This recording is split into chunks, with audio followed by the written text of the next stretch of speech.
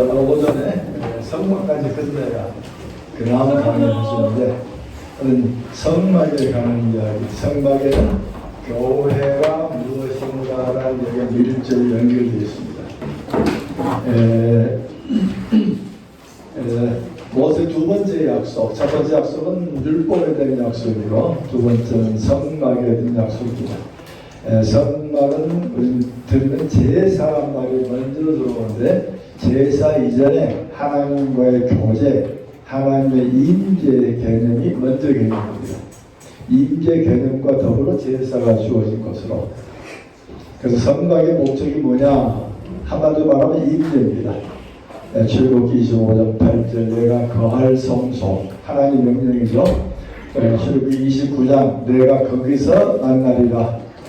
또 출애굽기 29장 45절 6절 내가 그들 중에 거하려고 애굽에서 인도했다. 또 26장 9절 이하 11절 내가 내 장막을 너희 중에 세우리니. 계속해서 임재와 관련된 하나님께 백성 중에 찾아와 주신 자체가 놀라운 하나님의 선물입니다. 하나님이 계시다 보니까 죄가 드러나고, 죄가 드러나니까 속죄 예가 뒤에 주어집니다. 그 다음에 신약 성경도 그리스도 오심을 임재로 보고 있습니다. 말씀의 육신에 우리 가운데 거하시네. 구약에서는 샤칸, SKN이라는 단어를 썼습니다. 근데 그리스 말도 SKN이라는 말은 텐트 친다는 말입니다.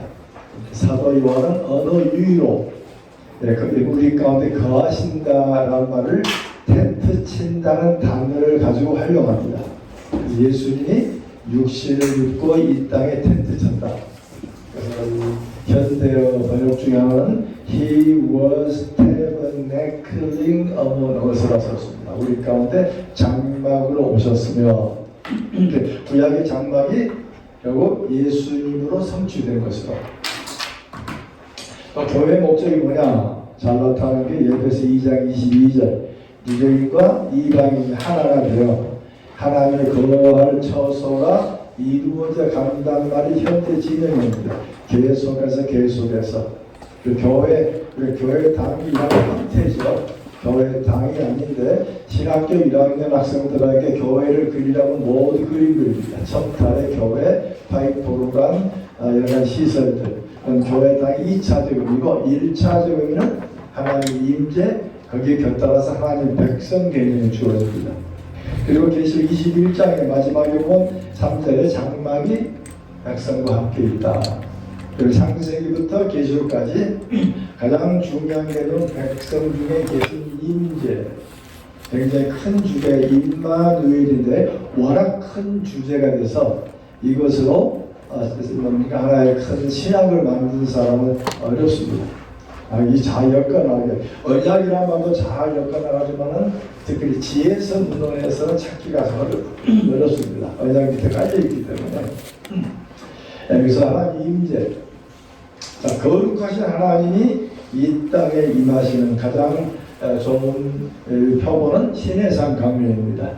백성들이 부엌에 섰고, 그 다음에 출애굽기 보면은 경계선이 그어지고, 경계선 밖에 백성이 서 있고, 경계선 안에 모세와 아론이 들어오고, 그리고 하나님이 천둥과 번개 사이에서 임하십니다. 백성들에 보시면 원래 파란 하늘이었는데 갑자기 천둥, 번개, 빨간 번개치고 구름이 빽빽한 구름이 주어지고, 그래서 검은 구름, 하얀 구름, 그 다음에 또 붉은색, 여러 가지 색깔, 파란색, 이런 형태가 성막 형태 속에서 가지고 만들어져 갑니다.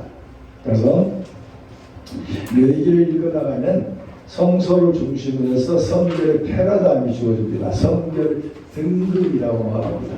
마치 공식처럼 되어 있습니다. 자재, 금, 청동, 금, 지전소, 성소들, 속죄일, 안식일, 절기, 제상, 레위인, 평민 모두 스테이터스가 다르죠.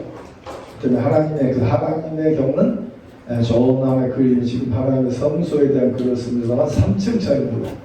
하나님이 계신 하늘이 있고 인간이 땅이 있고 밑에는 땅과 바다가 있고 그래서 하나님, 인간과 땅, 그리고 바다. 그 다음에 성경은 하나님 교시고 이스라엘과 이방인 거. 우리 세 개 구도로 많이 그려져 있습니다. 그래서 지성세계에 들어가면 들어서 순금이죠. 순금은 물고 그다음 나오게 되면 박스에다가 금으로 덧입히고 청경이 되고 구리가 되고 마치 공식처럼 되어 있습니다. 그 부분을 잘 설명한 게 김경일 박사의 드라마 레위기, 아주 쉽게 쓴 책인데 드라마 레위기에 잘 표현됐습니다.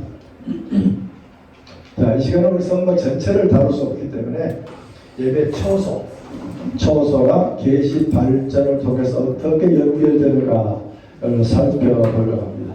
앞에 보신 그림처럼 점진적이고 유기적인 발전을 이룹니다. 에덴 동산, 제단, 성막, 성전, 그리스도, 그리고 교회로 확장되어 갑니다. 여기 필요한 구절 중 자세한 구절도 책에 많이 있으니까 필요한 구절 몇 개 뽑았습니다. 성소를 논하다 보면은 성막으로부터 출발하기 어렵습니다.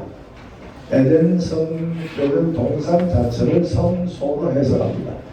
그래서 아담이 제사장이고 에덴 동산 자체 여기까지 잘 나타나는 우리 창세기 1장 2절 수행원이 수행에 운행한다. 수학스키 타는 얘기가 아니죠. 운행한다. 마하프란 동사가 어개를 두 번 씁니다. 신명기에 독수리가 보금자리 내리면서 날개를 쫙 펴고 너풀거린다는 뜻입니다. 성령님이 창조하시고 창조에 동참하시고 온 날개를 펴서 온 땅을 보호하시는 성령이 창조에 동참하시고 섭리하시고 우리를 인도하시는 성령이 온 땅에 함께이기 때문에 아직은 죄와 어두운 부분 없이 모두 선하고 아름다운 부분들. 그 다음에 창세기 3장 8절은 번역에 좀 아기문트가 있습니다. 일반적으로 날이 서늘하네. 이 성령과 바람이 같은 단어입니다. 그날에 바람이 불매. 루아크라는 단어를 바람으로 번역해서 날이 서늘하네. 근데 일부 학자들은 루아크 하이옴입니다. 그날의 영입니다. 그날에 영이 동산이 있었다라고 해석이 가능합니다. 그러면 성령님이 매일 동산에 함께 거니셨는데 그때 주님이 하나님께서 아버지가 찾아오셨던 이야기를 거론하고 있는 거예요. 그래서 하나님이 동산에 함께 하시고 그 다음 창세기 2장이면 기업을 중심으로 해서 금이 많다고 합니다. 하나님 임재를 설명하는 지성소 성막과 성전 지성소는 다 금으로 되어 있고 그리고 계시록 21장, 22장도 금은 보석으로 되어 있습니다. 금은 변화되지 않기 때문에 하나님의 불변성을 얘기하는 가장 좋은 자재가 되고 갑자기 성경 구매에 갑자기 금이 나오는 하윌라의 수는 보석이 나오고 그래서 성경 전체를 하나로 보면 창세기 1장, 2장은 에덴 동산입니다. 성소 묘사를 동산 도시로 묘사했습니다. 계시록 21장, 22장에 가면 마지막에 하나님의 성소를 도시로 묘사합니다. 여기는 에덴 동산에 조그만한 것이지만 21장, 22장은 온 우주가 하나님의 성소로 표현합니다. 거기에 금은 보석이 깔리고 생명나무가 있고 그 나무가 치료를 하고 여러 가지 많은 말씀. 그 두 큰 도시 사이에 상징적인 제단, 성막, 성전, 그리스도 교회로 발전해가는 모습이 나옵니다. 에덴 동산을 떠나고 나오자 하나님께서는 제단을 허락하십니다. 노아 때 제단이 허용되어지고 그 다음에 아브라함과 이삭이 단을 쌓는 얘기가 나옵니다. 아브라함은 다니는 곳마다 5번 이동하는데 다니는 곳마다 단을 쌓았습니다. 종종 교회에서 자주 설교하죠. 아브라함은 다닐 때마다 이사할 때마다 단을 쌓았습니다. 그 단은 가정제단입니다. 본문은 가정제단이에요. 아브라함이 단을 세웠더니 여호와가 오신 게 아닙니다. 하나님이 아브라함을 옮겨 주었더니 브엘사바를 갔더니 세겜에 갔더니 하나님께서 임재하여 인도하셨으니 임재를 기념해서 단을 쌓았고 다른 지역 가면 또 단을 쌓고, 그리고 동양적 개념은 단을 쌓은 성소 개념에 들어옵니다. 장소 개념에 들어옵니다. 지금 창세기 저자는 아브라함이 다니는 게 다 성소라고 말하는 게 아닙니다. 아브라함이 A에서 B를 갈 때 여호와가 임하셨고 임하심을 기념해서 세웠던 것으로, 가장 잘 나타난 게 창세기 28장에는 야곱입니다. 야곱이 도망치다가 베델이라는 지역에 누웠고, 사닥다리가 하늘로부터 지상에 내려졌고, 천사가 오르락 내리락 하였고, 그리고 잠결에 야곱이 하나님의 전의로다 하나님의 지위로다, 하나님의 아브라함이 줬던 약속을 재반복하고 내가 여기서 인도할 때까지 너와 함께 하겠다. 일어나자마자 돌을 세우고 기름을 붓고, 그리고 베델이라는 이름을 하게 됩니다. 그 다음에 우리 신학생들은 그런 질문합니다. 이 기름을 붓고, 자, 20년간 하란에 삽니다. 자, 20년간 제사 드리려고 이 베델에 몇 번 옵니까? 우리 동양적 개념은 장소 개념이 항상 들어와 있습니다. 또 교회, 영어로 church라는 말도 장소 개념이 있습니다. 본래 성경은 에클레시아, 세상 불렀다, 공동체, 또 크리스티아케, 그리스도에 속한 자, 건물 개념이 아니고 첫 3세기 동안 건축하지 않았죠. 4세기에 컨스탄틴이 이 기독교를 공인하면서 모든 종교는 신전이 있었습니다. 그래서 일반 신전을 교회로 쓰게 만듭니다. 혹시 여러분들이 이집트에 가시면 굉장히 건물들이 많이, 그 안에 십자가 표시가 되게 많아요. 거기 모였기 때문에. 근데 컨스탄틴 될 때부터 건물이 들어오다 보니까 중세 때 건물이 굉장히 강하게 주어지고, 그리고 이제 정교도들이 종교 개혁을 하면서 이 교회 church 클래스라는 말을 assembly, congregation으로 번역했습니다. 그다음에 킹 제임스 버전의 자들도 congregation을 단어를 썼습니다. 근데 그때 수장, 성공의 수장이었던 제임스 왕이 이 단어가 싫은 겁니다. 이건 자기를 반대하고 자기를 존경하지 않는 청교도 얻는 겁니다. 그래서 congregation, assembly 단어 빼버리고 church를 쓰도록 강요했습니다. church를 쓰자마자 백성들은 church란 개념 속에 뭐가 들어있죠? 건물이 들어있습니다. 그다음에 건물 개념 오해하기 시작합니다. 그래서 여러분 신학교 1학년 들어가면 교회는 건물이 아니다는 걸 여러 번 배웁니다. 그럼에도 불구하고 졸업하고 나오면 교회는 또 다시 건물로 바뀝니다. 왜? 이런 민족의 개념이, 특히 동양적 개념은 장소가 있어요. 선악당 장소, 다 장소입니다. 부엌 계신, 변소 계신, 두뚜막 계신, 다 장소 개념입니다. 네, 지금 성경은 장소 개념이 아닙니다. 그래서 야곱은 한 번도 안 옵니다. 베델에 임한 하나님이, 그 동일한 하나님이 야곱과 함께 하란에 계셨습니다. 비슷한 어법이 사사기 5장에 나옵니다. 드보라가 말합니다. 이 세일산에, 하나님의 신의 산에서 세일산에 함께 오셨다고 합니다. 하나님은 백성과 동행하십니다. 그래서 하나님의 집이요 전이요. 근데 이 말이 요한복음 1장 51절에서 인용합니다. 나다나엘과 대화 중에 내가 하나님의 뭐라고 그러죠? 요한복음 1장 강의를 하죠. 구절들을 기록하면 1장 51절 하늘이 열리고 하나님의 사자들 인자 위에 오르락 내리락 하리라. 지금 무슨 말씀하고 있는 거죠? 지금 나타나 구약을 알고 나타나에게 인자 위에 하나님가 오르락 내리락 하리라. 지금 무슨 말을 하는 거죠? 지금 갑자기 천사가 오르락 내리락 합니까? 내가 곧 하나님이라고 말하는 겁니다. 지금 베델에 있었던 그 얘기를 가지고 나오면서 내가 곧 하나님이다. 그래서 이 요한복음에는 천국이 가까이 왔다는 말이 잘 안 나와요. 근데 이미 예수님이 하나님이라는 걸로 출발했거든요. 그래서 계속해서 하나님에 관한 이야기들. 그 다음에 창세기 25장이면 이동성이죠. 휴대용 시내산입니다. 그리고 장박에 대한 좋은 이야기, 포터블 마운틴입니다. 포터블 마운트 사이나이, 손으로 휴대화된 시내산이 성막입니다. 시내산의 모습을 하나님이 강림하시고 백성이 서 있는 그 이야기를 거꾸로 뒤집어 놓으면 천상에 계신 하나님은 내 깊은 지성소에 계십니다. 그 다음에 경계선이 주고 성막이 주어지고 제단이 주어지고 경계선 밖에 백성들이 굴복되어 있고 성막의 굴복, 하나님의 임하신 그 이야기를 평면도로 입체적으로 뒤집어 놓으면 성막 형태를 가지고 있습니다. 그 다음에 이 세례산에서도 세 개의 굴이 주어지죠. 하나님이 임하신 땅, 그 다음에 경계 안에 주어진 경계 밖에 세 개의 영역입니다. 회중이 서 있는 곳, 성소가 있고 지성소가 있고 그 똑같은 모습이 성막에 재현되기 시작하고 그리고 성막에 오면 지성소와 성막 사이에서 성소 사이에 성막이 주어진 네 개입니다. 네 개 색깔이죠. 거기에 붉은색, 파란색, 크림슨, 분홍색 이렇게 쓰이는데 파란색이 더 많이 나와요.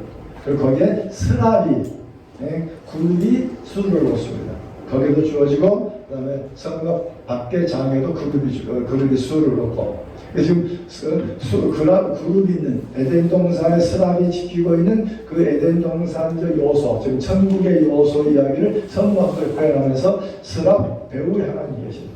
그래서 이 속죄소 빈 공간을 하나님의 보호자로 상징합니다.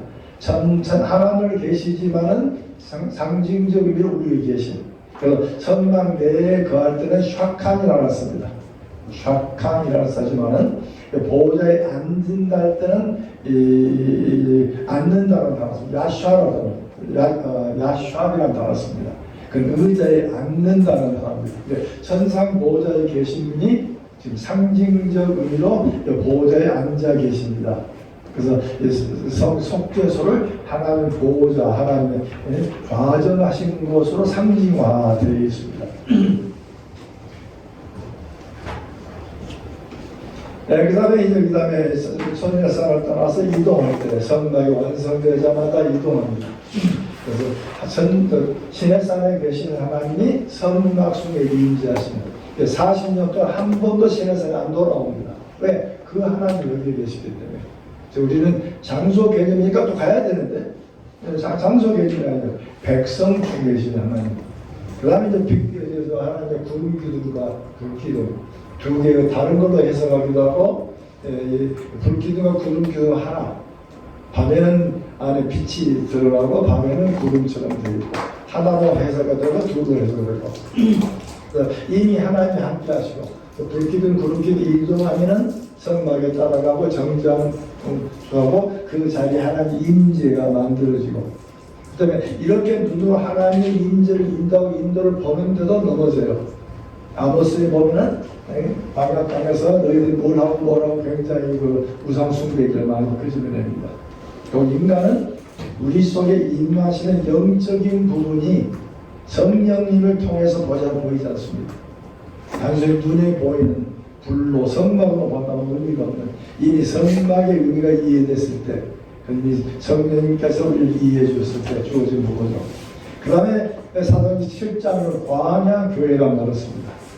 광야교회 건축물도 하나도 없는데 단순히 이동하는 성막만 있었는데 광야교회. 왜? 교회라는 것은 하나님 임재가 있고 백성이 있는 겁니다. 백성 중에 임하신 하나님. 자, 광야에 지금 이 성막이 존재함에도 불구하고 신명기 12장 지금 눈에 보이는 성막이 있음에도 불구하고 신명기 12장 미래 예언이 나옵니다. 내가 한 곳을 택할 것이다. 그래서 신명기 12장 9절 10절에 보시면 너희들이 안식에 이르고 기업의 땅에 이르듯이 내가 한 곳을 택할 것이다. 너희가 모든 재물을 가지고 내게 나올지니라. 지금 중앙성소로 개념 성막이 있는데 미래 지향적입니다. 그래서 성소에게는 다윗 언약의 성소입니다. 다윗 언약에 연결되면서 성전으로 확장되고 온전한 성체는 그리스도에 연결되기 시작합니다. 그래서 이 사무엘상 신명기 12장에 주어진 말씀은 사무엘하 7장 1절 모든 대적을 물리치고 평안히 거할 때 이 어법이 신명기 12장 9절 10절의 어법입니다. 네, 그날을 다윗 언급하겠습니다. 사사기 가면 법궤를 빼앗깁니다. 장막이 분리됩니다. 그 다음에 엘리와 홈리와 비나스는 하나님이 법궤에 계신 것으로 법궤만 들고 나가면 하나님이 자동적으로 우리를 이기시는 것으로 하나님은 우상하시는 거죠. 법궤가 우상으로 변하는 겁니다. 그렇게 하나님은 그것을 사용하지 않으려고 떠나버리시고 그럼 하나님 계시지 않느냐? 아니죠. 다윗은 신전에 들어갔을 때 하나님께서 이미 애굽의 앞지상에 당신 자신이 들어간 겁니다. 당신 자신이 들어가서 모든 걸 꿰뜨리고 나중에 나오시는 것으로. 그래서 이 법궤 엘리 이야기도 애굽 사건과 연결해서 해석할 수 있는 부분입니다. 그리고 왕정시대에 들어오면 성전이 건축됩니다. 사무엘하 7장에 다윗의 언약 체계는 성전과 밀접히 연결되어 있습니다. 다윗의 통치관과 성전 두 개가 어우러졌을 때 자세한 뒤에 얘기하겠습니다. 그 다음에 성전이 완성된 뒤에 열왕기상 8장에 보면 헌당 기도가 나옵니다. 솔로몬이 성전을 건축하고 그리고 앞에 서서 두 손을 걸리면서 하늘을 바라보면서 기도합니다. 본래 기도 예법은 하늘을 보고 우리 성경에 누가복음에 바리새인의 그 기도하는 모습은 본래 유대교적 모습입니다. 사두경의 가슴을 치고 하는 것은 기도 태도는 모습은 그건 잘못된 태도입니다. 예수님이 사마리아인을 높이 평가한 외적인 부분이 아니고 내적인 진정 회개를 높이는 것이지 기도 부분은 아니죠. 그래서 기도는 서서 하늘을 보고 성경을 두고 성경을 읽으면서 그 기도는 유대인들은 자기 마음대로 하잖아요. 시편을 읽는 것 자체가 시편을 3살 때부터 읽다 보니까 초등학교 6학년 중1쯤 되면 시편이 거의 암기되어 있는 입에 붙어있는 그래서 그 기도를 통해서 그래서 우리 켈빈 신학과 연결된 켈빈 CRC보다 크리스천 리폼드 처치는 시편 입에 있는 가사를 찬송을 못 부르게 합니다. 네, 시편만 영감이 있고 인간들이 지은 이야기는 영감이 없는 것으로 한번 생각해 볼 재미난 얘기죠. 열왕기상 8장을 보시면 솔로몬이 기도하면서 하늘들의 하늘이라고 하나님을 감당치 못하는데 하물며 내 손으로 지은 것이다. 그 다음에 계속 나옵니다. 우리가 언역이 걸렸을 때, 우리가 포로가 됐을 때, 우리가 전쟁을 할 때 이방인 이곳을 향해 7번 반복합니다. 누구든지 이 절을 향하여 기도하면 하늘과 하늘에서 우리 기도를 들어주셨고서 하나님의 이름이 있다는 말은 하나님의 소유권입니다. 이 절은 하나님 것입니다. 그러나 하나님은 천상에 계신 하나님이시고 하나님의 이름이 있는 근데 이 기도도 하나님은 이곳에 계신 분이 아닙니다. 이것은 상징적으로 계십니다. 하나님은 천상 보좌에 계십니다. 시간이 흘러가다 보니까 거짓 선지자들이 발언해서 하나님은 성전에 계신다. 하나님 제사를 하시면 기뻐 받으신다. 제사가 물밀도 주어졌지만 결국 하나님은 성전을 회파해 버리시다. 그게 예레미야 7장입니다. 성전 설교 7장 하나만 가지고 PhD 논문이 있을 정도로 굉장히 중요한 부분입니다. 그 다음에 거짓 선지자들, 그 다음에 모세 언약과 다윗 언약이 싸우는 겁니다. 모세 언약은 왕권이 유지하려면 말씀을 지켜야 된다 하는 부분인데 다윗의 언약은 하나님 다윗의 왕권을 영원히 보존하겠다. 이 두 개 속에 그러나 다윗의 언약도 다윗과 솔로몬에게 말씀을 지키라, 율법을 지키라라는 언급이 있어요. 네, 이건 빼버리고 하나님의 다윗에 주신 약속을 영원하라. 하나님의 성전을 멸망할 수가 없다. 하나님 나라는 멸망할 수가 없다. 하나님 약속하셨다. 다윗에게 주신 말씀 아니냐? 그러면 성경 말씀에 뒤가 있는데 뒷부분을 빼버리고 앞부분만 얘기하는 거죠. 긍정적인 것만 얘기하다 보니까 마치 뭐가 이루어진 것처럼 모순적으로 그런 설교를 많이 하죠. 굉장히 추월하고 하다 보니까 마치 그렇게 쉽지 해가지고 모두에 그려져 있어요. 우리 성경을 설교할 때도 4주 중에 3번은 축복 써도 괜찮습니다. 왜? 백성들이 하는 하나님께는 복 주는 분이니까 거기를 벗어날 필요 없어요. 그러나 한 번은 말씀을 지키지 않으면 하나님께 징계하십니다. 4번 다 심판에 관한 메시지하고 교회들이 싫어해요. 교회 안 오라고 합니다. 하나님 무서운 하나님이라고 합니다. 적어도 2번 분명히 축복도 얘기하고 긍정적인 얘기도 하나님이 함께 하시지만 말씀이 잘못됐을 때 징계하시던 모습도 말씀을 하시는 게 그게 조화를 이루는 부분들입니다. 그래서 예레미야 7장, 에스겔 7장 그리고 그 당대 백성들이 하나님이 계신 곳 잘못 오해하게 되고 에스겔 8장을 읽으시면 이상 중에 하나님이 에스겔을 들고 성전 내에 들어갔더니 제사장으로부터 수많은 귀족들이 우상들을 계속 섬기고 있습니다. 장소는 성소인데 그 당대 나라가 멸망대로 억양이 되다 보니까 하나님이 아니면 누구든 좋다, 어느 시든지 우리를 구원하면 좋다 하는 의미로 성소 완전히 죄악의 도성이 되어버리고, 그래서 에스겔을 통해서 지성소부터 하나님의 사자들 칼로 죽이는 표를 갖지 아니한 자는 다 죽이라 라고 얘기하는 거기에 결국 이 시간이 지나고, 그러니까 솔로몬이 기도할 때 온전한 기도 의미가 시간이 가니까 장소 중심주로 변화해 버리는 겁니다. 고린도도 마찬가지예요. 신학 훈련을 받았게 하기 때문에 예전부터 가지고 있는 종교 개념이 있어요. 우리는 정성을 들이고 빌는 신은 들어줍니다. 정성을 들이고 지성이면 감천이다. 그 다음에 예전에 밖에 쓰는 그 지성이면 감천은 이걸 교회로 가져오고, 또 교회는 목사님들 그것도 나가는 강합니다. 하나님 말씀을 지키고 헌금하고 봉사하고 모험은 복 준다고 하다 보니까 마치 기독교 한 부분이 한쪽은 막 강도들 한쪽은 죽어버립니다. 시간이 지나면 하나님 말씀을 자기 관점에서 받아들입니다. 종종 그런 생각, 기도할 때마다 생각이 듭니다. 저도 미국에 살다 보니까 봄에 3개월, 가을에 3개월 나옵니다. 문을 잠그고 나올 때 뭐라고 기도해야 됩니까? 하나님 이 집 도적 들지 말게 하시고 불나지 않게 하시고, 하도 불이 많이 나니까 사고 나지 않게 하시고. 틀린 기도는 아니죠. 근데 한참 기도하면 누가 주인이에요? 내가 주인 돼가지고 예수님 당신 내 종아니니까 집 좀 지키세요. 지켜준다고 약속하지 않았습니까? 틀린 기도는 아니지만 우리 기도를 하보면 누가 주인인지 뒤바뀌어 주는 경우가 많아요. 참 어려운 이야기입니다. 인생의 자동차를 내가 몰고 갑니다. 인생의 자동차를 몰고 가면 운전대 누가 앉아있죠? 우리 기도를 한참 드리면 외계인이 오면 내 인생 자동차의 주인이 납니다. 내가 운전대를 몰고 갑니다. 그리고 자동차는 안 나가요. 그래서 밀착을 하고 고개를 쭉 대고 예수님 비인김에 좀 확 밀어주세요. 예수님 나 병 걸리지 않게 하세요. 나를 건강하게 만들어주세요. 그게 틀린 건 아니지만 주된 이야기는 아니에요. 우리 주님이 자동차에 앉아 계시고 운전에 앉아 계시고 나는 그 옆에 앉아 있죠.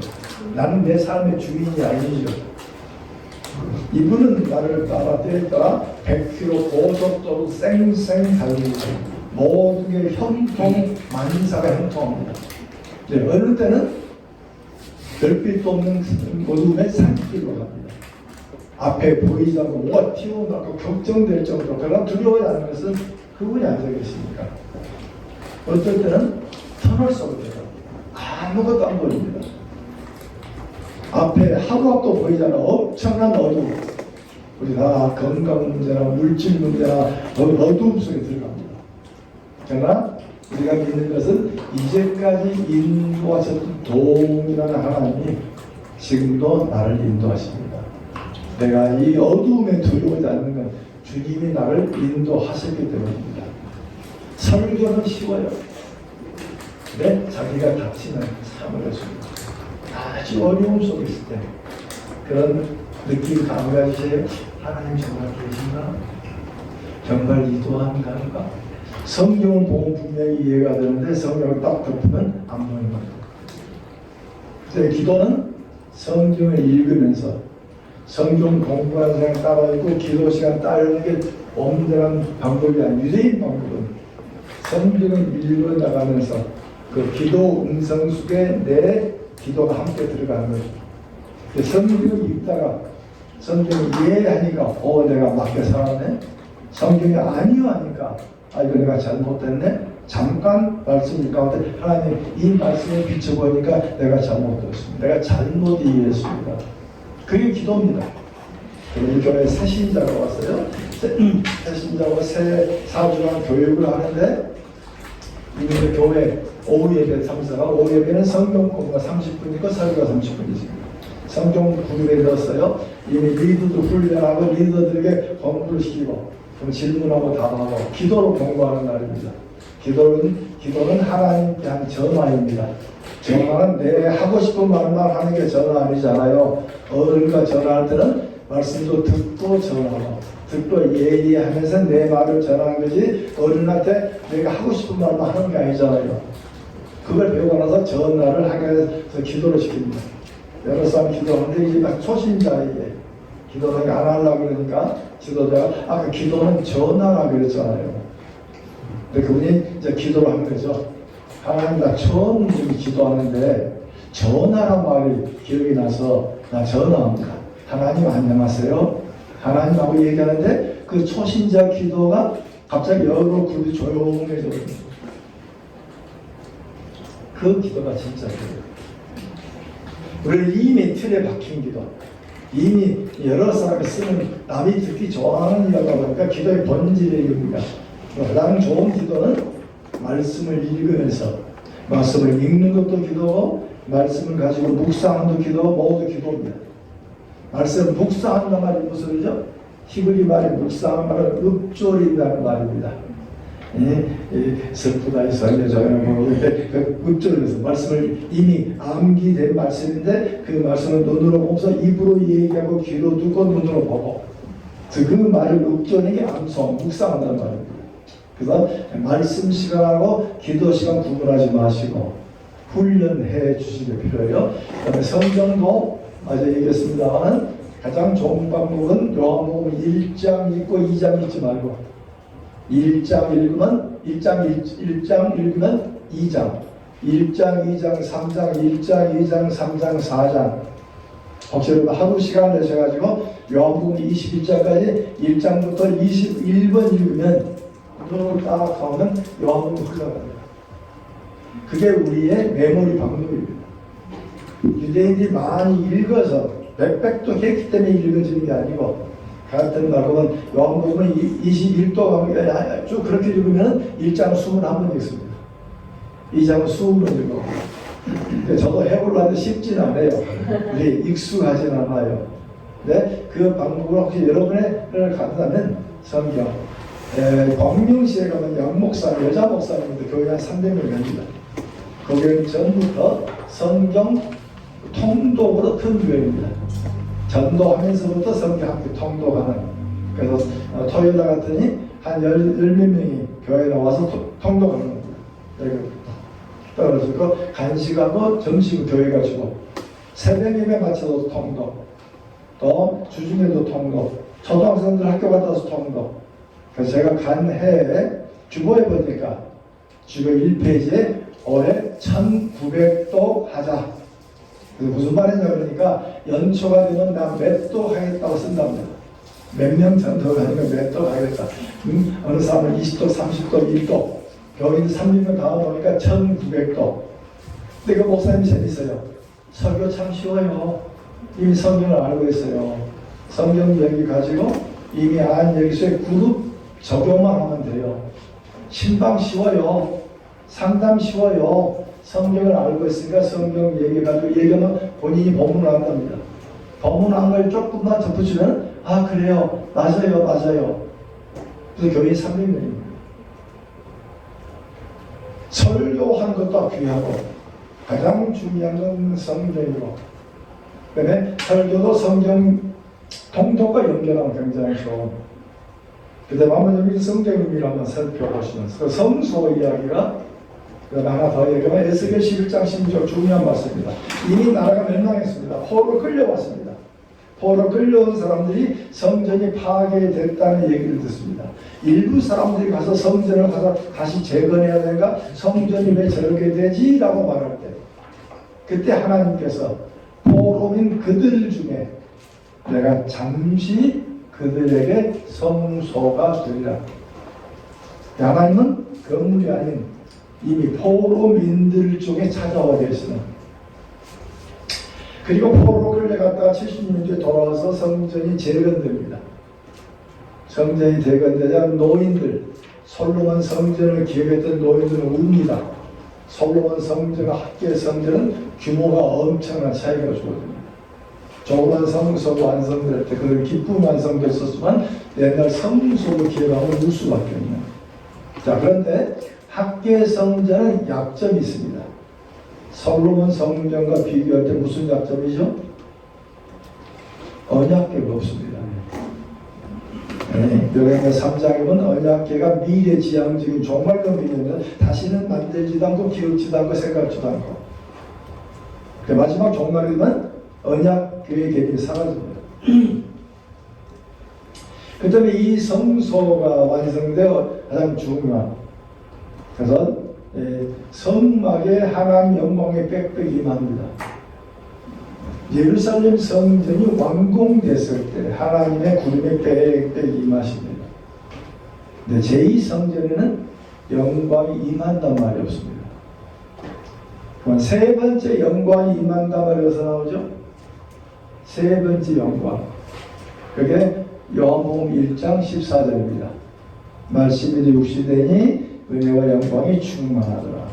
영광이라는 단어는 성막, 성전, 예수로, 성전이 예수로 이미 성취 되어진, 예수를 빼고 또 다른 성전 건물을 짓는다면 굉장히 불편한 성경적 의미가 아닌 객토적인 우리가 다른 개념입니다.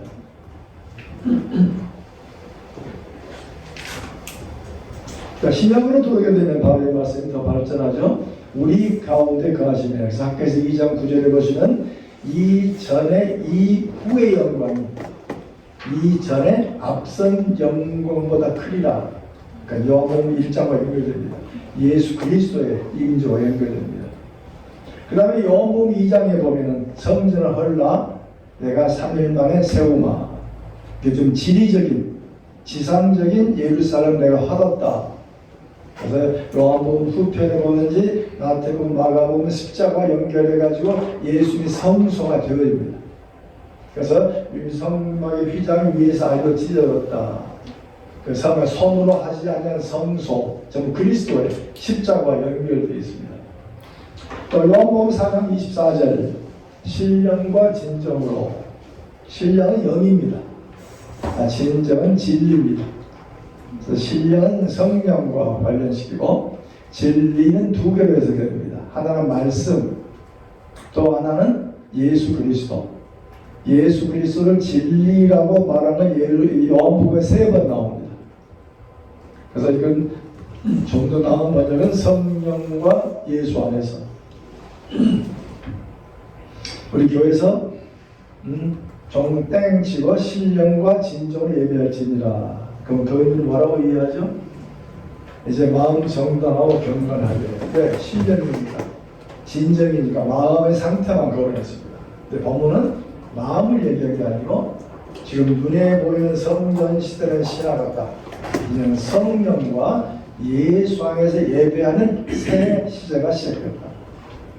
지금은 성전 중심적 예배가 아니고 이제는 하나님 중심적 예수님이 우리가 동행하시는, 신령과 진정할 때 교인들이 머릿속에 성령님이 함께 하시고 주님이 우리와 동행하시고, 또 보이지 않지만 저 높은 천상 보호자에 우리 하나님 아버지가 앉아 계시고, 지금 이 교회는 주의 이름으로 주의 발등상입니다. 주의 발등상 된 이곳에 우리가 주의 백성들이 함께 모였습니다. 천상 하나님, 우리 속에 내주하신 성령님, 우리 예수님이 지금 어마어마한 이야기로 예배가 시작돼요. 한동안 성령 운동이 벌어지면서 그 큰 교회 목사님이 예배 시작하면서 성령님이여 여기 오셨소서. 빈자리 의자에다가 성령이여 오셨소서 초대를 했어요.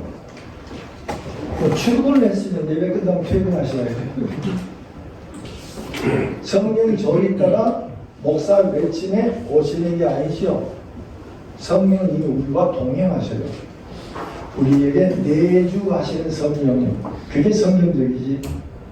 찬송 성령이 오시옵소서, 그럼 좀 신학적으로는 안 맞아요. 근데 우리의 심정은 맞아요. 여러분 그거 아세요? 새 찬송가가 뭔지 아세요? 합동 찬송가가 뭔지 아세요? 왜 합동이죠? 합동 찬송가 뭐가 합동이죠? 통합 합동이 합동일까요? 아니요, 장감 합동입니다. 감리교고 장로교 따로 찬송이 있었습니다. 장로교 찬송은 예배 찬송이 줍니다. 우리 체험을 노래하지 못하게 했습니다. 그래서 이 칼빈은 화음을 인정하지 않았습니다. 루터는 인정했고, 그래서 칼빈은 라틴 단음조입니다. 그리고 우리 100장 이전의 찬송은 장로교 찬송입니다. 하나님을 칭송하고 창조주시고 구세주이며, 그리고 200장 이후로 주어진 우리의 체험을 노래하는 찬송은 감리교 찬송입니다.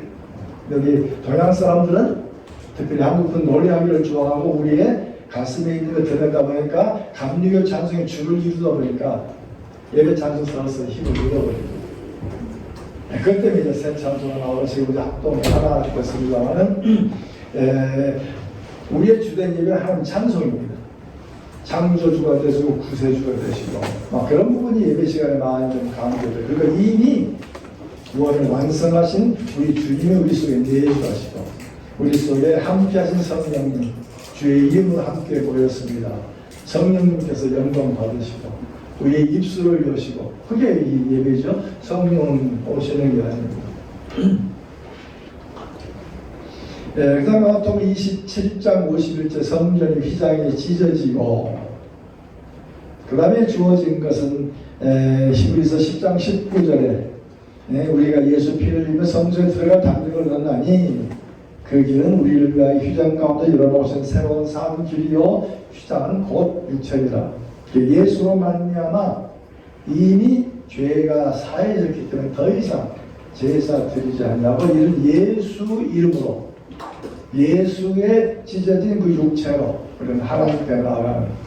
그래서 신약시대에 들어오면은 이런 얼굴이 많이 나옵니다. 고린도전서 3장 16절 너희가 성전이다. 또 고린도서 6장 16절 너희가 하나님의 성전인 줄 알지 못하느냐. 또 에베소 2장 22절 하나님의 거하실 처소. 또 계시록 21장 3절 장막이 사람과 함께 있으며 마지막에 거는 성전은 계시록 21장 22절입니다. 성 안에 새 예루살렘 하늘에서 내려온 새 예루살렘 안에 내가 성전을 보지 못하였으니 곧 전능하신 아버지와 어린 양이 성전이시니라.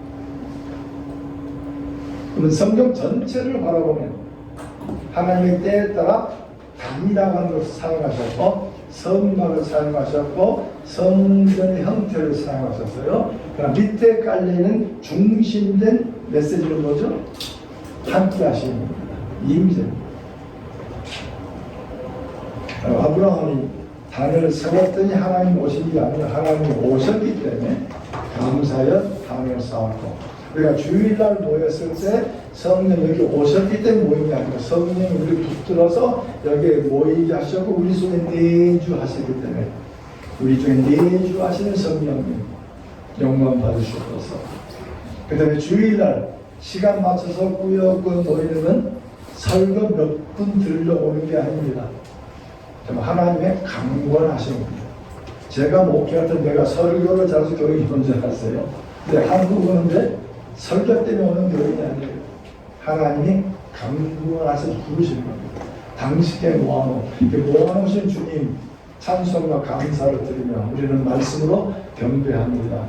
그런 부분이 예배 속에 살아있으면 그만큼 좋겠다 하는 생각이 듭니다. 자, 성전 얘기를 언급하면 교회 얘기를 안 할 수가 없습니다. 3세기 동안 교회 건물이 없음에도 불구하고 로마를 무너뜨릴 정도로 어마어마한 숫자로 크는 게 가정교회입니다. 최근에 가정교회가 많이 일어나는 좋은 것보입니다. 그러나 가정교회가 건물교회를 비난하는 것은 성경적으로 아니에요. 하나님이 쓰시는 거예요. 우리 역사를 보면 달을 쓰시기도 하시고 성령을 쓰시기도 하시고 성경을 쓰시기도 하시고 다 하나님의 계시 역사에 쓰시는 방법이기 때문에 어느 것도 주의 작품이기 때문에 교회 건물이 아름답게 지어지는 것도 감사해야 되고 교회가 건물 때문에 어려움을 겪는다면 우리가 함께 기도 보태줘야 되고 적은 물질도 헌금할 수 있는 게 우리 하나님의 부분이죠. 그리고 주된 건 건물도 아니고 하나님이시고 하나님의 백성들입니다. 이렇게 놓인 것도 백성이고 저렇게 놓인 것도 백성이고. 근데 초대교회는 건물이 없었음에도 왜 컸을까? 성경 네 군데 그 집에 있는 교회라는 단어가 나옵니다. 네, 그게 카타 오이콘, 카토이콘이라는 말이 나옵니다. 카타 오이콘, 오이콘은 집이란 말의 목적격이죠. 본래 집 안에 사람은 엔토 오이콘입니다. 엔토 오이콘은 집 안에 사람 말이에요. 근데 성경에 카토이코라는 단어 4번 나옵니다.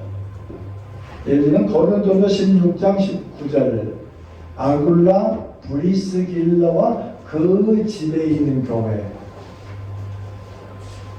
뭔가 그 집이 하나님의 예배 처소로 변으로 뭔가 하나님 백성 개념으로 좀 해석하는 부분입니다. 또 골로새서 15절 눈바와 그 여자 집에 있는 교회. 그 다음에 빌리몬서 1장 2절 아키포와 내 집에 있는 교회. 또 비슷한 어법이 로마서 16장에 나옵니다. 네 군데 로마서 16장, 고린도서 16장, 골로새 4장, 빌리몬서 1장. 이게 초대교회 교회 모습입니다. 가정교회. 예수님께서 교회 관한 말씀할 때요, 마태복음 16장 18절 내 교회를 세우리라. 이 말을 가장 잘 이해한 사람은 베드로입니다. 베드로 너와 같은 그 위에 내가 교회를 세우리라. 그 세운다는 말이 오이코스, 오이코스의 동사입니다. 오이코도메오, 집을 짓는다로 되어 있습니다. 베드로의 믿음 외에 내가 교회란 집을 짓겠다. 이 말을 정확하게 이해한 사람은 베드로입니다. 그 베드로는 이 말씀을 어떻게 해석했을까? 베드로전서 2장에 보시면 베드로전서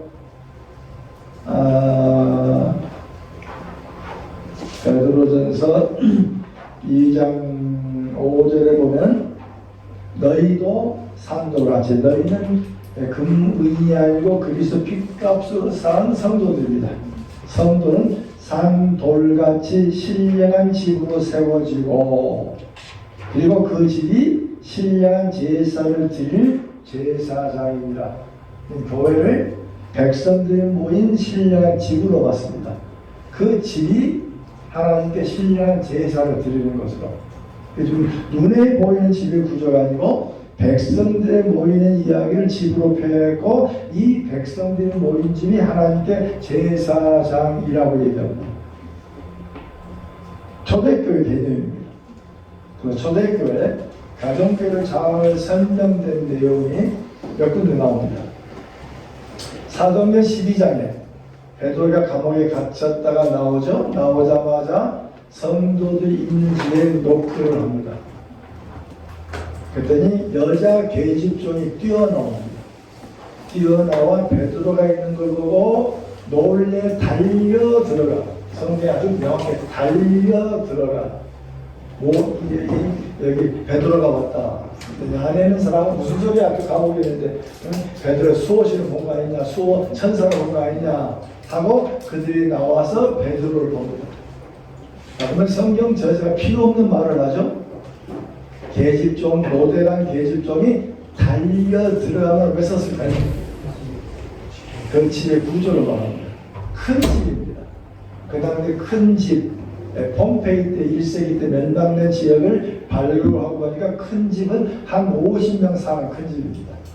보통 한 20명 집은 굉장히 큰 집입니다. 아주 작은 집들. 그러니까 지금 큰 집에 성도가 자기 주름으로 오픈하고 매일 성도의 교절하고 말씀 있고 기도가 있고 여기에 지금 베드로가 와서 말씀을 강론하고 있는 그거 나오니까 베드로가 뭐라고 말하죠? 야고보에게 가서 얘기하라. 즉 야고보가 이 집에 있으면 들어가면 되는데 아니죠. 다른 데 가 있는 야고보 얘기하라. 그래서 예루살렘 교회를 말할 때는 여러 곳에 있었습니다. 근데 그걸 단수로 표현합니다. 복수로 안 썼습니다. 예루살렘에 있는 여러 교회들. 사도행전에 그 말씀을 집에서 떼고 각 집에서 음식을 나누고 그 다음에 시장에 가서 성전에 가서 말씀을 가르치고 매일 모이죠. 그 다음에 또 하나 보면은 로마 3세기 사도행전 20장에 보면 유두고가 나옵니다. 자, 유두고가 떨어져서 죽은 걸 바울이 살립니다. 바울이 유두고를 살려서 이 나쁜 놈에 놓쳐가냐 라고 꾸짖지 않아요. 지금 성경 저자가 뭘 하려고 하는 거죠? 성경 저자가 유두고가 죽었다 살아난 거 지금 주된 메시지가 아닙니다. 주된 메시지는 그 다음에 가정교회의 모습입니다. 부잣집은 지상층입니다. 20명, 30명은 2층도 적었고 다 큰 집들. 근데 가난한 사람은 살 곳이 없으니까 산 밑에 2층, 3층. 그 다음에 아파트란 말은 가난한 사람이 사는 동네입니다. 가난한 사람이 사는데 그때 초대교회 전통은 먼저 온 사람의 집에서 여유가 있는 사람이 빵과 포도주를 가져옵니다. 포도는 음료니까. 음료는 뒤에 오는 사람이 함께 먹고 마십니다. 함께 나눕니다. 그래서 고린도 전서에 보면은 바울이 꾸짖는 말이 있습니다.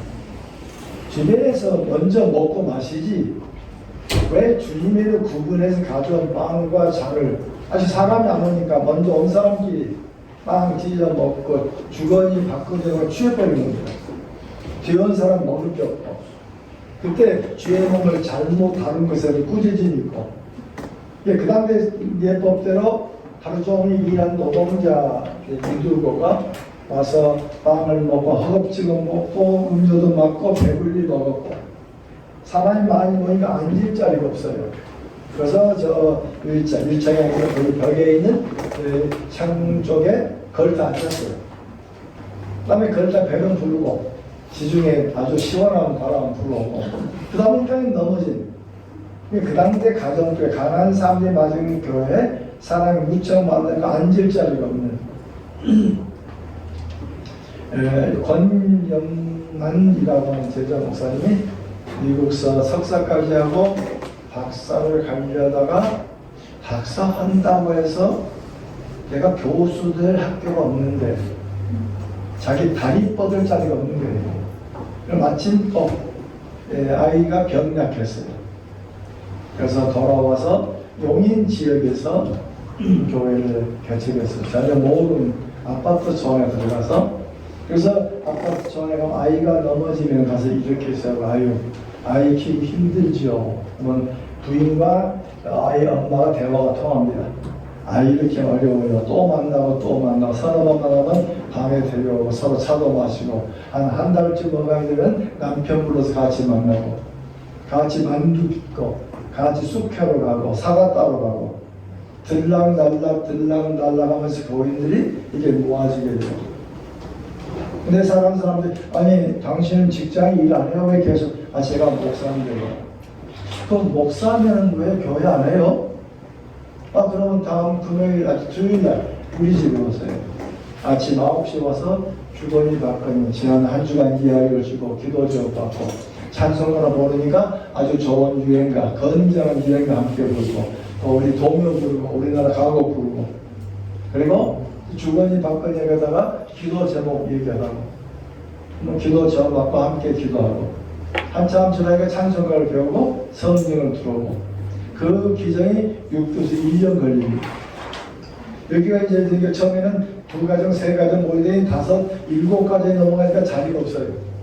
10가정이 넘어가니까 더 못하는데 그 중에 어떤 사람이 목사님 나도 이렇게 내 집을 통해서 하고 싶은데 해도 돼요?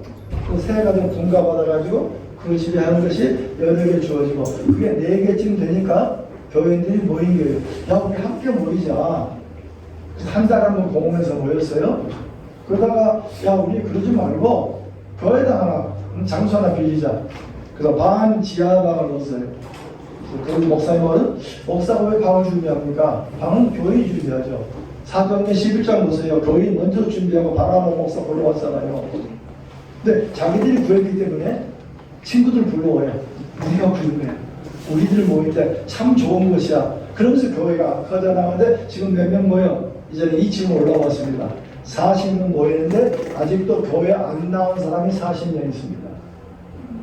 교회를 나오려면 이 가정교회 4번에서 6번 찾으면 믿는 사람 공동체가 모입니다. 나도 당신들처럼 살고 싶어요. 그러면서 늘어나는 거죠. 교회 새신자가 왔다고 우리 교회 가면 새신자가 오면 일어서게 하고 태극을 다 비춰가지고 화면 가득 얼굴을 보여줍니다. 지금 무슨 얘기하죠? 모든 교인한테 와 저 사람 새로 왔대. 그럼 나도 부끄러워서 못 일어나지.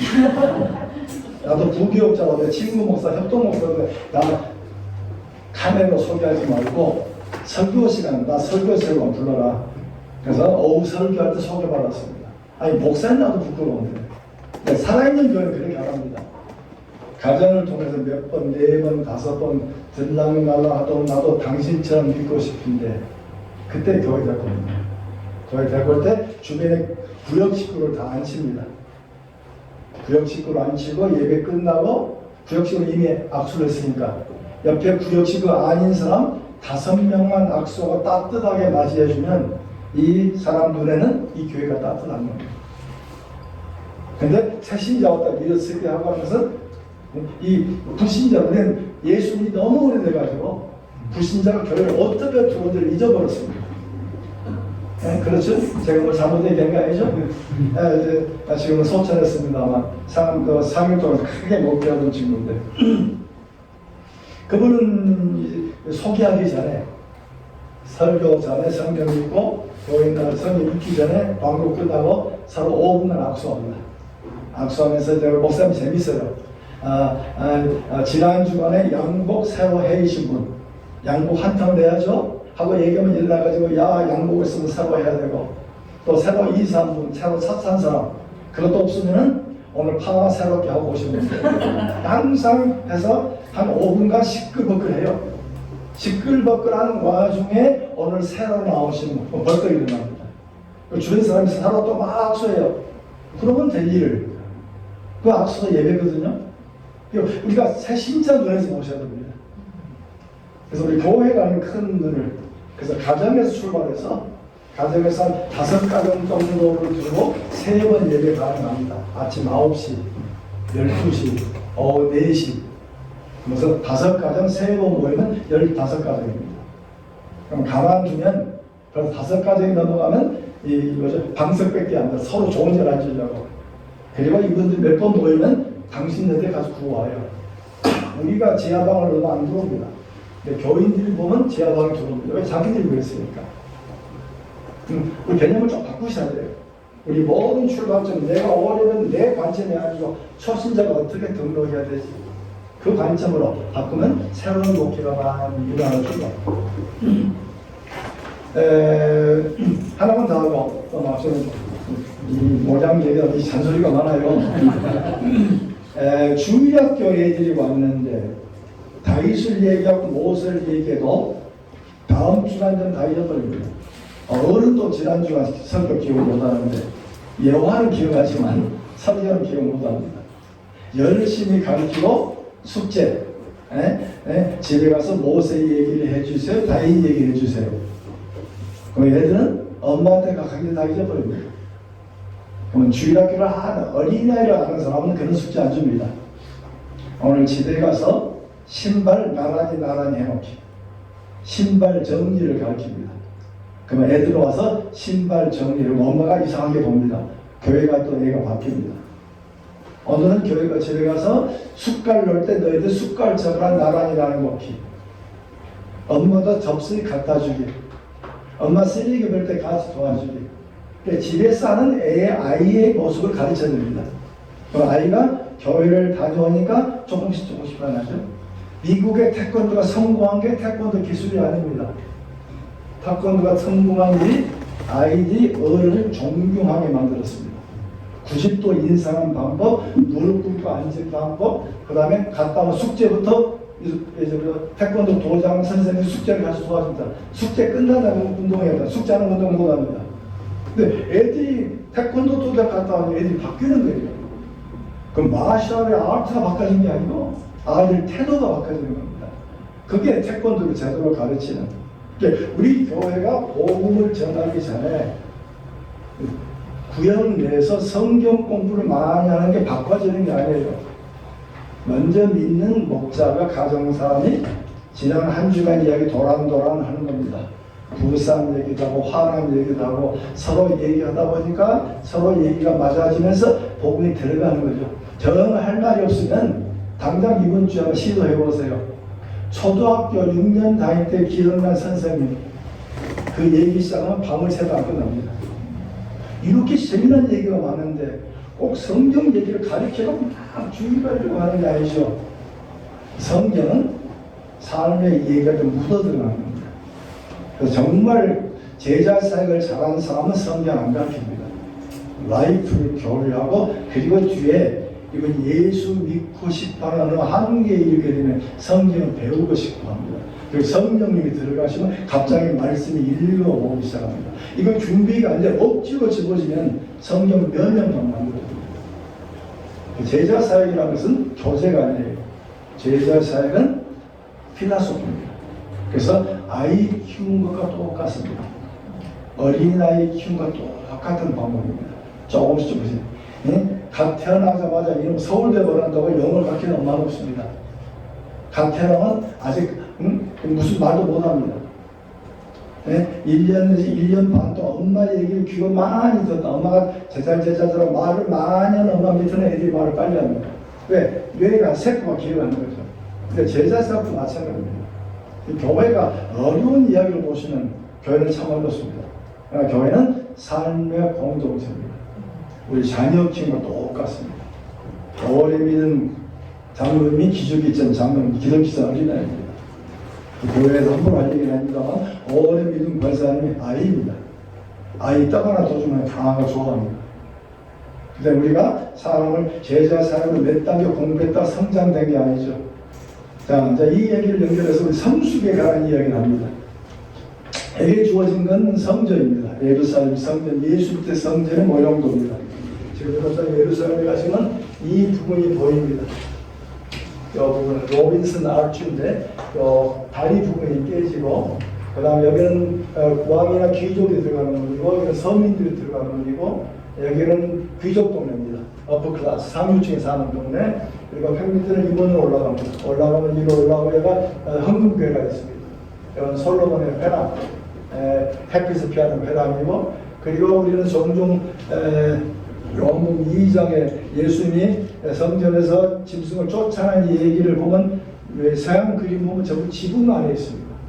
지붕 안은 교회지. 성전 시대는 지붕이라는 것은 성소와 지성소입니다.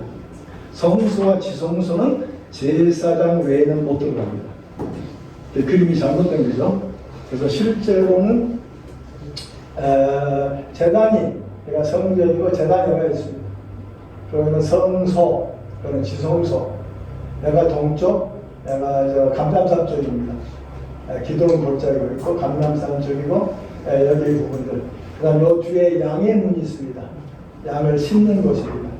그래서 일부 사람들은 양을 싣고 이 양을 파는 자리를 이 안에 들어와 이방의 뜰에서 좀 짐승을 팔았다라고 얘기하기도 합니다.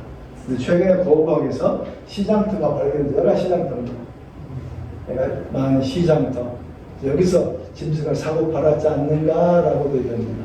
시장터가 지금 성소와 겹쳐있기 때문에 오염된 걸로 보는 그런 문화. 그래서 지금 성전터가 어딘가라도 논란이 많습니다. 그건 여기서 다루는 건 아니고. 자, 제사와 속죄. 자, 요거는 그냥 넘어갑니다. 번제, 소제, 화목제, 이건 속죄제, 속건제. 번제는 전체를 드리고, 소제는 간수할 소자가 무슨 말이죠? 소제. 이건 한문입니다. 소제. 간수할 소자입니다만 세수할 때 쓰는 소입니다. 우리 성님 대접할 때 소찬입니다. 그건 잡을 소자가 아니고 채소만이는 변변치 않습니다. 소찬이란 말은 곡식이란 말입니다. 그래서 곡식 제물. 그 다음에 이제 향기로운 제물로는 이제 화목제. 화목제는 하나님께 먹을 걸 드린다는 개념은 성경에 안 쓰려고 합니다. 이방 신자는 인간이 신을 먹이는 개념, 제사로 신을 먹인다는 개념인데 성경은 그 개념을 쓰지 않아 무척 예를 씁니다. 그래서 이 화목제물은 함께 하나님과 나눈다는 의미를 담고 있습니다. 오른쪽 어깨살은 하나님께, 뒷다리 오른쪽은 제사장에, 나머지는 드린 사람입니다. 그래서 이 거제 요제가 있어요. 거제는 들어 올리는 겁니다. 그래서 아마 제사자가 제물을 잡으면서 뒷다리 끊으면서 이건 거제다 하고 말할 수도 있고, 그 뒷다리를 제사장에 주니까 제사장에 올려서 하나님께 저 사람이 내게 주신 겁니다 라고 말할 수도 있고, 요제는 제사자가 오른쪽 어깨살을 주니까 이걸 받아서 제사장의 제단에 올려서 제단에서 이렇게 흔드는 겁니다. 이렇게 흔들 때 이걸 요제. 거제는 들어 올리니까 제사 방법이죠. 그래서 그걸 통해 가지고 하나님께 드려진 것 제사장 몫으로 주어집니다. 그래서 요제로 드려진 것도 끝나고 나면 제사장 몫으로 줍니다. 제사장이 재산이 없었기 때문에 이렇게 제물로 먹고 살 수 있도록. 자, 그 부분에서 속죄제 부분에 있는 논란 중에 하나가 왜 죄 지은 자의 피를 뿌리지 않고 성소에 뿌리는가. 자, 그 부분이 논란, 아마 김경렬 박사의 글을 자세히 보시면 될 것 같고, 중요한 건 학자들 논란이 많습니다. 하나님의 거룩성을 성막 장소성 개념으로 이해했습니다. 어떤 피는 제단에서 처리하고, 어떤 피는 향단까지 뿌려지게 되고, 어떤 피는 속죄소까지 가는, 그러면 속죄가 이루어져 가는 그 과정을 잘 설명하고 있습니다. 그 다음에 제식 과정은 레위기 1장을 읽으면 거기에 히브리 율법의 복수어법이 계속 나오는데 그들 제사장, 그들 제사장. 실제 본래 제사 규범은 레위인이 많이 없어서 초기는 제사자가 직접 짐승을 죽인 거고 대신 그래서 예배가 시작되면서 이미 제물로 가져올 때부터 예배가 시작됩니다. 가져오면 맨 먼저 시행된 게 안수입니다. 손에 얹고 제사자가 놓고 제사장에 얹고 짐승의 머리에 얹어서 그때 안수란 말은 손을 얹는 개념이 아니고 이거 지그시 눌리는 내 대신 짐승에게 드린 짐승의 동의로가 되었다, 짐승의 전달되었다 여러 가지 해석합니다. 번제를 말할 때는 동의로를 해석하고 속죄를 말할 때는 전가를 해석합니다. 왜 제가 가장 중요한 부분은 고백입니다. 내 죄과를 고백하고 이 죄가에 고백된 죄가 염소에게 주어지게 되고 그 염소가 내 대신 죽는 겁니다. 모든 과정은 내가 참여해서 피의 부분은 제사장의 손을 대고 그 다음에 각을 뜨고 씻는 모든 이야기는 제사자가 준비하고 제사자가 제사장에 주면 그걸 받아서 번제를 태웁니다. 그냥 구경꾼이 아니고 그냥 참여하잖아요.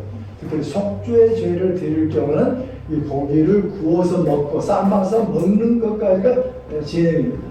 그 제사 드린 것을 담당 제사장이 삶아 먹었는데 안 죽어요, 제사장이. 하지만 죄가가 해결된 거죠. 굉장히 시청각도 굉장히 중요한. 내가 죄를 지었는데 그 죄가 염소에 양에게 주어지고 그 양을 실제 제물로 드려지게 되고 제사장이 먹는데 죽지 않는 예제가 사함을 얻은 가장 중요한 건 레위기 16장에 주어져 있는 대속죄입니다. 자, 대속죄를 가지고 속죄 얘기를 언급하려고 합니다. 자, 속죄라는 얘기가 나오면 항상 나오는 단어가 KPR입니다. 카파르 동사로 PL용으로 키페르가 나옵니다. 이 단어가 아마 총 102번 나옵니다. 키페르, 카파르, 카포레트, 코펠 이 단어를 중심해서 제가 명사에 이렇게 번역 나옵니다. 전부 102번, 전부 출애굽기 25장에서 민수기에서 나옵니다. 그러면 이 단어가 나오면 무조건 전문 용어가 돼서 속죄한다로 번역합니다. 속죄한다. 제사 용어는 이미 전문 용어가 되니까 그럼 속죄라는 말이 뭐냐? 아예 KPR이 속죄와 제사와 관계된 무조건 번역의 의미가 속죄입니다. 71년도 속죄입니다. 그럼 원래적 의미가 뭐냐? 그런데 아까도 아기라고 하면 두 개 나옵니다. 제거한다. 죄를 제거한다는 말이냐, 덮는다는 말이냐. 전통적 개념은 덮는다는 말입니다. 아마 구대, 아랍어 어원과 연결된 거 아닌가, 덮는다. 그래서 조직신앙은 덮는다는 개념의 기초에서 많이 발전했습니다. 최근에 학자들이 제거한다는 말을 가지고 나오지만 우리 보수주의는 이 덮는다는 말에서 속죄한다, 그리고 용서한다, 제거한다 이런 언어의 발전 과정 속에서 제거한 말이 있는 것이지 처음부터 제거란 말은 아닐 것이다 라고 해석을 합니다. 그래서 이 부분을 덮는다고 봅니다. 성경에 카팔이라는 이 단어가 제사와 관계없이 쓰인 것이 두 군데 있습니다. 한번 성경 찾아보시면 창세기 32장 20절 32장 20절 지금 에서가 야곱이 온다는 소식을 듣고 군사를 이끌고 옵니다. 즉 야곱은 두려워합니다. 그래서 짐승을 두 떼로 나누고 그리고 형에게 줄 예물을 다시 구분해 가지고 그리고 이 예물을 먼저 보냅니다. 그러면서 20절에 뭐라고 말씀하죠? 너희는 말하기를 주의 종 야곱이 우리 뒤에 있다 하라 하니 이는 야곱이 말하기를 내가 내 앞에 보내는 예물로 형의 감정을 푼 후에 대면하면 형이 혹시 나를 받아주리라. 그게 감정을 푼 후에 감정을 푼다는 단어가 카팔입니다. 카팔은 본래 덮는다는 말인데 이 번역, 우리 한글 번역은 70인 번역에 있는 번역 의미를 가져왔습니다. 아니 카팔을 잘 모르니까. 그래서 이 예물로 형의 감정을 푼다고 번역했습니다. 그러나 이 말을 직역하면 그게 내가 형의 얼굴을 덮다로 되어 있습니다. 카팔이라는 말이 덮는다는 뜻이 제거한다는 말도 훨씬 나아.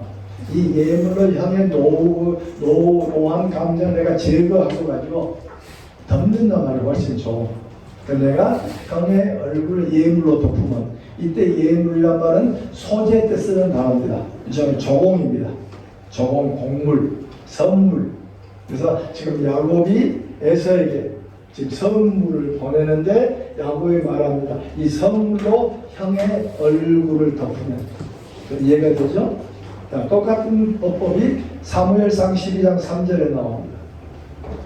왕을 세워달라고 말하니까 사무엘이 백성들을 꾸짖습니다.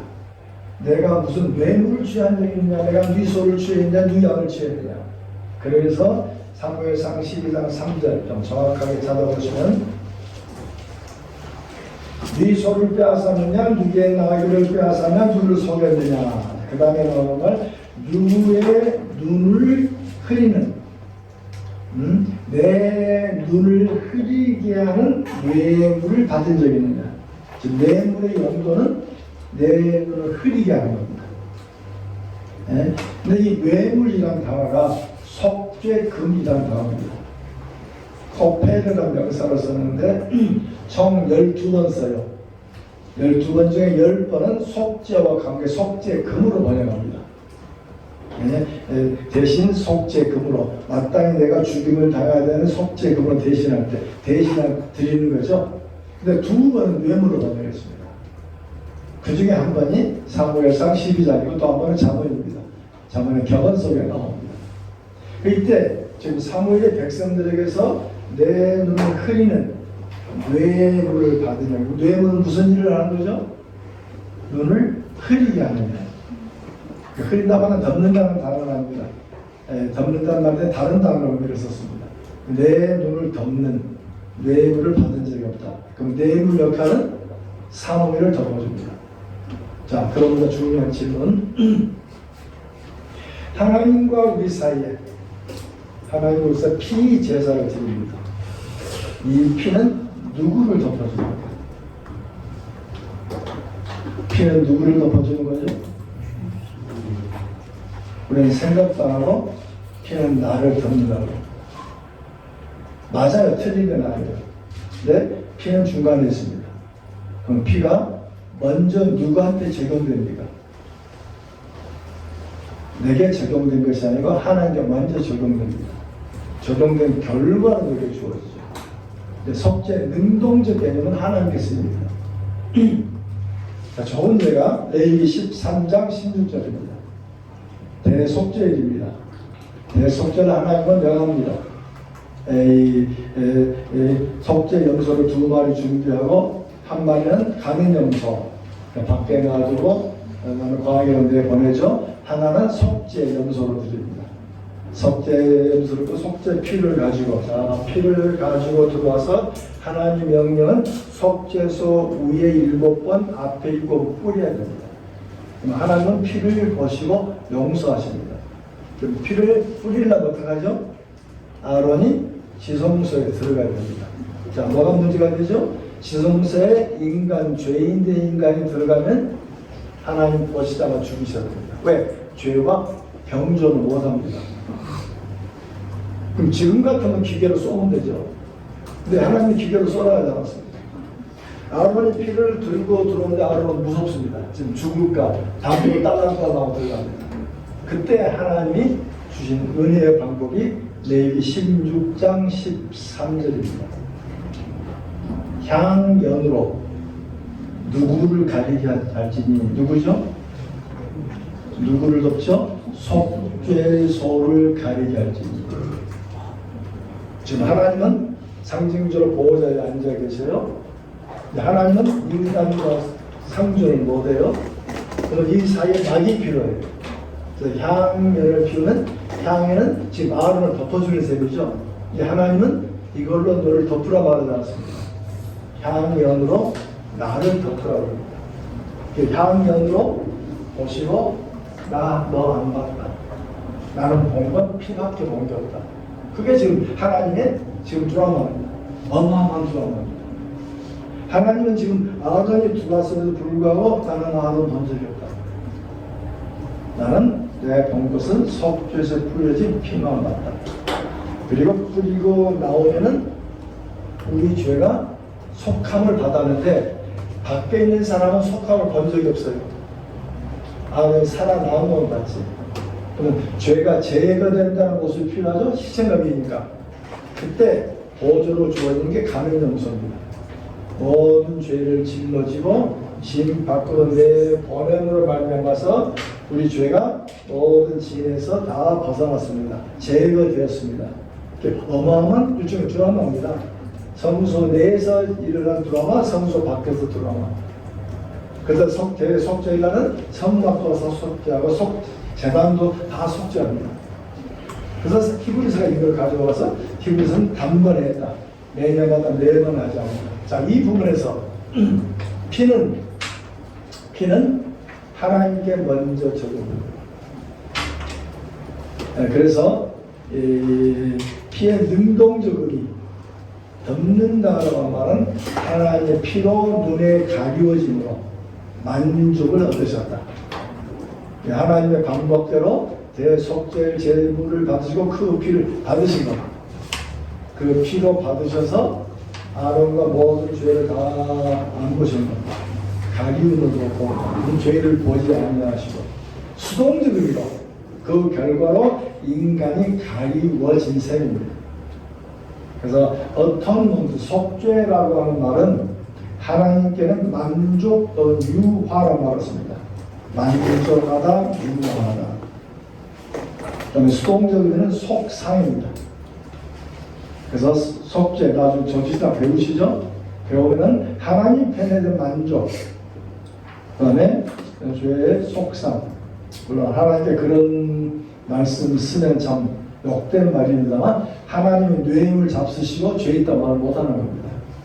코페이 뇌물 아닙니까? 결국 피제사, 피뇌물, 피를 받으시고 하나님은 더 이상 죄를 원하지 않겠다. 그게 은혜입니다. 내가 뭘 받았기 때문에.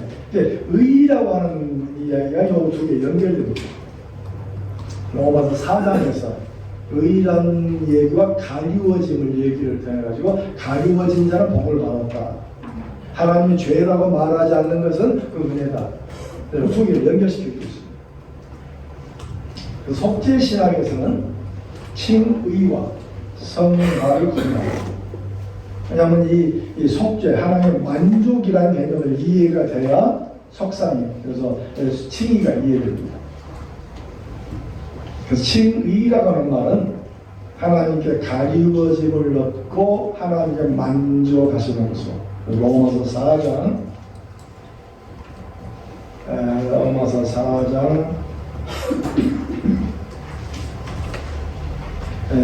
로마서 4장 5절 6절은 지금 3절 4절 5절은 창세기 15장 6절 주석입니다. 창세기 15장 6절 하나님의 아브라함 하나님 믿음에 그것이 그에게 의로 여겨진 바 되었느니라. 인용하 거기 해석을 합니다. 해석은 4절 5절 우리가 이 일에 행위 결과가 아니다. 그래서 갑자기 7절에 시편 132편을 끌고 들어옵니다. 시편 32편 끌고 들어옵니다. 불법이 사함을 받고 죄가 가리워짐을 받는 사람은 복이 있고 주께서 그 죄를 인정하지 않은 사람은 복이 있다. 갑자기 믿음이라는 얘기하고 속죄의 그 가리워진 얘기를 가지고 들어옵니다. 그러니까 아브라함이 믿었다 할 때 그 모든 죄가 다 덮어지고 하나님께서 바라보는 믿음, 그 믿음 하나 통해서 모두 가려워졌다. 칭의라고 하는 것은 법정 개념입니다. 칭의, 하나님이 재판관, 재판관에가 죄가 없다. 저는 우리 영화를 쓰죠. 내가 저피 바이올리즘 티켓 돈을 내려갔더니 부자 삼촌이 갚아줬습니다. 대속 개념. 이때 하나님은 재판관 개념으로 설명합니다. 자, 그런데 어느 가게에 들어가서 이걸 사고 돈을 안 가지고 나온 도적입니다. 돈을 내면은 영수함이란 영수증을 줍니다. 그래서 죄를 지면 죄의 결과가 남습니다. 죄의 결과는 칭의 개념을 해석합니다.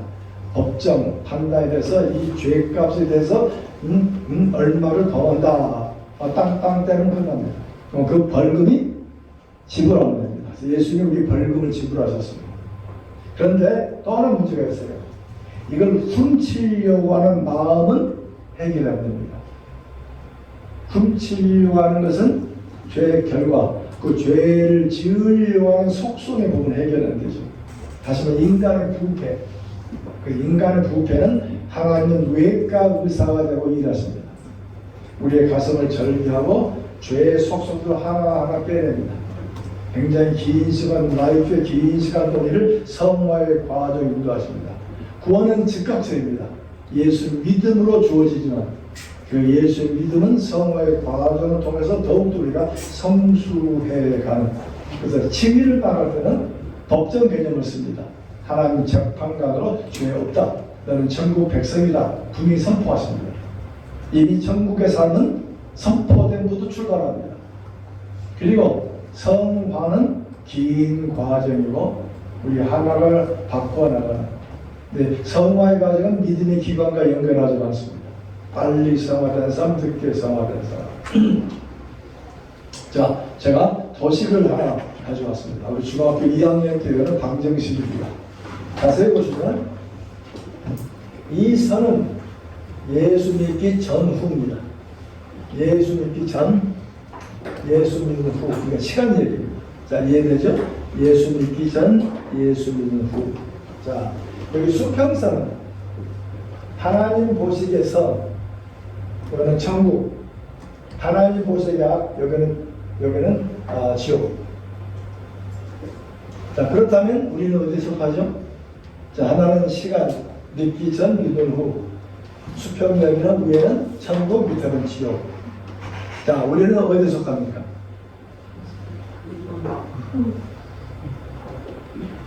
어느 사람은 2번, 어느 사람은 4번. 1번에 아무도 없죠. 의인은 없나니 하나도 없다. 예수 믿기 전에는 하나님 보시기에 의인은 하나도 없습니다. 선은 행위라다. 여러분 심청 실제 인물은 어디서 갈까요? 심청은 3번에 속해요. 인간 보아서 상대적으로 옳으냐 그러냐 문제지 하나님 보시기에는 옳으냐 그러냐 문제예요. 모든 인간은 다 죄인이었습니다. 모든 인간은 다 3번에 있었습니다. 근데 예수를 믿는 순간에, 자, 우리는 예수 믿는 순간에, 지금 이 순간에 우리는 의롭다 여겨집니다. 임퓨테이션 말은 전가한다, 핑계한다, 탓한다는 말입니다. 로마서 6장에 죄에 대하여 죽은 자로 여기고, 그러니까 임퓨터라는 말입니다. 의에 대하여 사는 자로 여기라. 자, 여기서 중요한 질문하죠. 자, 예수님이 이 땅에 오셔서 가장 큰 사역이 두 가지였습니다.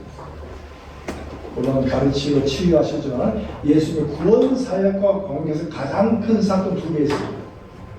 많은 분은 십자가와 부활을 얘기하는데 십자가 부활은 단일 사건입니다.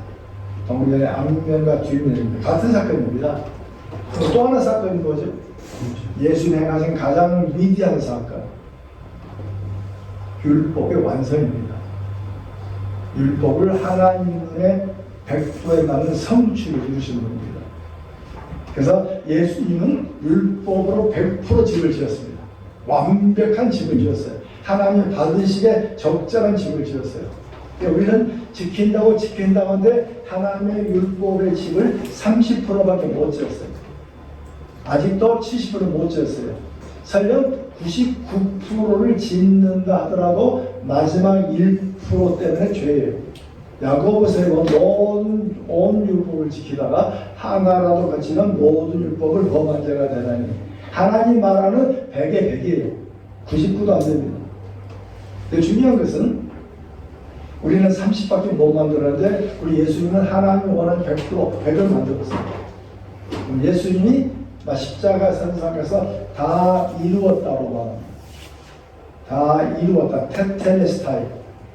그 단어는 이룬다는 말도 있지만 상업 용어입니다. It is paid입니다. 다 지불했다. 다 지불했다고 말씀할 때 당신이 이뤘던 100%의 집을 우리에게 주고 내가 이루지 못한 30%밖에 안 되는 집을 당신이 끌어안고 죄값을 당하신 겁니다. 그래서 이 부분을 박영룡 박사님은 전가로 번역했습니다. 칭의를 전가, 집을 바꿨다. 예수님의 율법의 완성된 걸 우리에게 주시고, 완성된 율법을 우리가 주시고 핏값을 주시니까 하나님이 이 핏값을 보시고 우리 죄 없다 선포한 게 칭의입니다. 우리를 의롭게 된 100% 의인을 말하는 게 아니고 하나님 눈에 의롭게 하게 된다. 그래서 이사야서 61장에 보면 구원의 옷을 다 입히시고 의의 옷을 입히시고 공의의 옷을 입히시고, 그 다음에 마태복음 22장에는 헌신비유 나오죠. 헌신비유 나올 때 왕이 들어와서 예복 입지 않은 내쫓았더니 이를 갈미더라. 그럼 그들이 예복 언제 준비했죠? 예복은 준비 못했어요. 밖에 나가서 선한 자나 악한 자나 다 불러 모으라니까 있는 그대로 왔는데 자기 옷이 더러우니까 왕궁에 준 옷을 입은 자는 거기 남았지만 한 사람은 옷을 좋게 입었는지 그 옷을 안 입었어요. 그때 왕이 쫓아냈습니다. 구원이라는 것은 성령이 거저주신 구원의 옷을 덧입힘으로 하나님의 눈에 완벽하게 성취된 이걸 우리는 칭의라고 말했습니다. 예수님 때문에 천국의 중요한 100%에 이룰 수 있는 건 주님 때문에. 그러나 이 주님의 흰옷 밑에 속에는 새카만 죄악입니다. 그럼 죄악이지만 여기서 넘어져도 하나님 보시기에 밑에 내려가지 않는다고 말합니다. 그게 켈빈의 견인교리입니다. 감리교는 가지고 있지 않습니다. 견인교리. 하나님 구원에 속성한 하나님이시다.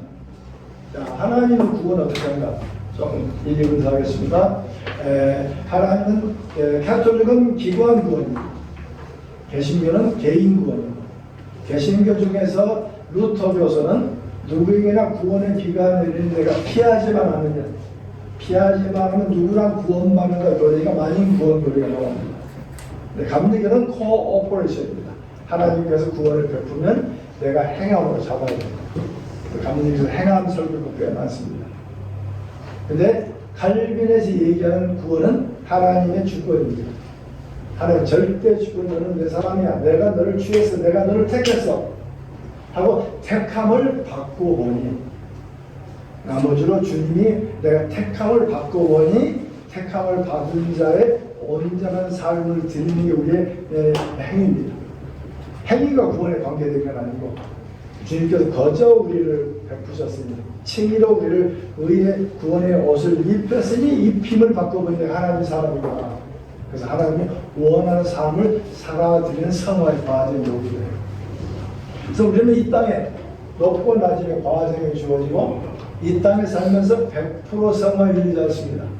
우리 개신교는 100% 성화라는 것입니다. 죽은 삶에서 곧바로 영원한 관계로. 그래서 천국 가면 무슨 차이가 있는다는 논란이 많겠죠. 그러나 캐톨릭은 이 그림을 그리지 않습니다. 캐톨릭은 아니고 일반 종교, 칭의 개념이 없습니다.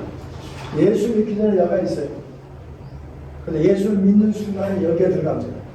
이거는 임퓨테이션이 아니고 인젝션입니다. 하나님께서 우리 속에 주사 줍니다. 주사 줘가지고 돌고 돌아가지고 100% 상호가 되면 천국 간다고 말합니다. 그러니까 캐톨릭 성자, 복자라고 말해서는 천국 가는 사람. 거기에 이르지 못한 사람은 연옥 간다고 말합니다. 천국, 연옥, 지옥을 얘기하는데 연옥이라는 단어는 동방 개념입니다. 주후 3세기까지 기독이 없는 개념입니다. 그래서 연옥에 관한 문서는 거의 3세기 이후 문헌들입니다. 그래서 종교 개혁자들이 성경 66권을 취하고 나머지 6권을 배우해 가면서 연옥교로 빠져버립니다. 행위권도 빠져버립니다. 굉장히 종교개혁 중요한 칭의와 성화의 구분은 중요한 사건입니다. 우리 예수님을 믿음으로 구원함에 이르렀고, 그 구원은 마지막에 주어진 영생이 아니고 영생이 이미 출발했습니다. 이미 우리 속에 영생으로 덧입혀졌고, 영생 안에서 말씀을 보니까 내 삶이 잘못됐구나 하고 교정해가는 우리의 칭의 믿음의 삶입니다. 때문에 우리는 이미 예수 믿음으로 구원 열차에 올라탔고, 그리고 주님이 부르시는 그날까지 우리 교회 속에서 주께서 원하신 분량들이 이루어나가는, 그래서 우리의 구원의 주의 칭의와 성화는 구분하는. 그러나 캐톨릭 일반 종교는 전부 이 그림을 그립니다. 마치 인간이 뭘 해야 되는 것처럼 적절한 것이 아닌, 행함은 구원의 조건은 아닙니다. 행함은 믿음으로 의롭게 된 자들의 삶의 모습으로 드러날 뿐입니다. 자, 여기까지 하고 좀 쉬죠.